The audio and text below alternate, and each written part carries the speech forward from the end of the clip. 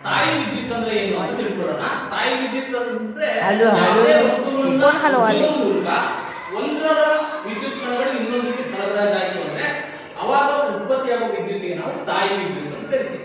ಅದನ್ನು ನಾವು ಚಿಕ್ಕ ಚಟುವಟಿಕೆ ಮಾಡೋದ್ರ ಮೂಲಕ ಅರ್ಥ ಮಾಡ್ಕೊಳ್ಬಹುದು. ಅದಕ್ಕೆ ನಾನು ಒಬ್ಬ ಪ್ರಶಾಂತ್ ಏನ್ ಮಾಡ್ತಾ ಇದ್ದೀನಿ ಅಂದ್ರೆ ಒಂದು ಪ್ಲಾಸ್ಟಿಕ್ ಚೇರ್ ಅನ್ನ ಮೇಲೆ ಕೂರಿಸಿದ್ದೀನಿ. ಪ್ಲಾಸ್ಟಿಕ್ ಚೇರ್ ಏನೋ ವಾಹಕ ಅಲ್ವಾ, ವಾಹಕನ ಪ್ಲಾಸ್ಟಿಕ್ ಚೇರ್ ಇದ್ರ ಮೂಲಕ ವಿದ್ಯುತ್ ಸರಬರಾಜು ಆಗೋದಿಲ್ಲ. ಆದ್ರೆ ಅದ್ರ ಮೇಲೆ ಕೂತಿರುವಂತ ಮನುಷ್ಯ ವಿದ್ಯುತ್ ವಾಹಕ ಮನುಷ್ಯನ ಮೂಲಕ ವಿದ್ಯುತ್ ಸರಬರಾಜು ಆಗುತ್ತೆ ಅಲ್ವಾ. ಇವತ್ತು ನಾವು ಏನ್ ಮಾಡ್ತಾ ಇದೀವಿ ಅಂದ್ರೆ ಅದ್ರ ಮೇಲೆ ಕೂತಿರೋ ಮನುಷ್ಯ ನೆಲಕ್ಕೆ ಕಾಲು ತಾಗಿಸಬಾರ್ದು.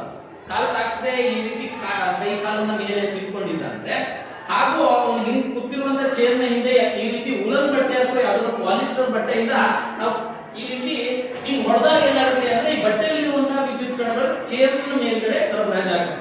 ಚೇರ್ನ ಮೇಲೆ ಸರಬರಾಜು ಆದಾಗ ಅದ್ರ ಮೇಲೆ ಕೂತಿರುವಂತಹ ಮನುಷ್ಯನು ಕೂಡ ಭೂಮಿಗೆ ಕಾಂಟ್ಯಾಕ್ಟ್ ಇಲ್ಲ ಅಂದ್ರೆ ಈ ವಿದ್ಯುತ್ ಕಣಗಳೆಲ್ಲ ಅವನ ದೇಹನ ಆವರಿಸಿಕೊಳ್ತವೆ. ಯಾರಾದ್ರೂ ಹೊರಗಡೆ ಭೂಮಿಗೆ ಕಾಂಟ್ಯಾಕ್ಟ್ ಅಲ್ಲಿ ಇರುವಂತಹ ಮನುಷ್ಯ ಅವನನ್ನ ಟಚ್ ಮಾಡಿದ್ರೆ ಆ ವಿದ್ಯುತ್ ಕಣಗಳೆಲ್ಲ ಅವನ ಮೂಲಕ ಏನಾಗುತ್ತೆ ಅಂದ್ರೆ ಭೂಮಿಗೆ ಸರಬರಾಜು ಆಗುತ್ತೆ. ಅವನಿಗೆ ಒಂದು ಶಾಕ್ ಹೊಡೆದಿರುವಂತಹ ಅನುಭವ ಆಗುತ್ತೆ. ಅದನ್ನ ನಾವೀಗ ಚಟುವಟಿಕೆ ಮೂಲಕ ಮಾಡಿ ನೋಡೋಣ. ನಾನು ಫಸ್ಟ್ ಏನ್ ಮಾಡ್ತಾ ಇದ್ದೀನಿ ಅಂದ್ರೆ ಅವನ್ನ ಕೂರಿಸ್ಬಿಟ್ಟು ಅವನ ಕಾಲು ಭೂಮಿಗೆ ತಾಗದೆ ಹಾಗೆ ಮೇಲೆ ಇಟ್ಟಿದ್ದೀನಿ.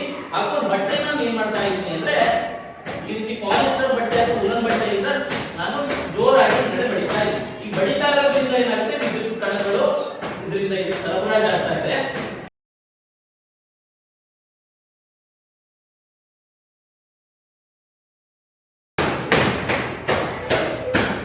ಹಾಗೆ ಒಬ್ರು ಬಂದು ಅವ್ರು ಬೆರಳು ತುದಿ ತಾಕ್ಸು ಬಡಿತಾ. ಈಗ ಏನಾಯ್ತು ಅಂದ್ರೆ ಅವನ ಕೈಯಲ್ಲಿ ಇರುವಂತಹ ವಿದ್ಯುತ್ ಕಣಗಳೆಲ್ಲ ಇವನ ಮೂಲಕ ಸರಬರಾಜಾಗಿ ಭೂಮಿಗೆ ಪ್ರವೇಶಿಸ್ತವೆ. ಇದನ್ನು ನಾವು ಗ್ರೌಂಡಿಂಗ್ ಅಂತ ಕರಿತೀವಿ. ಈ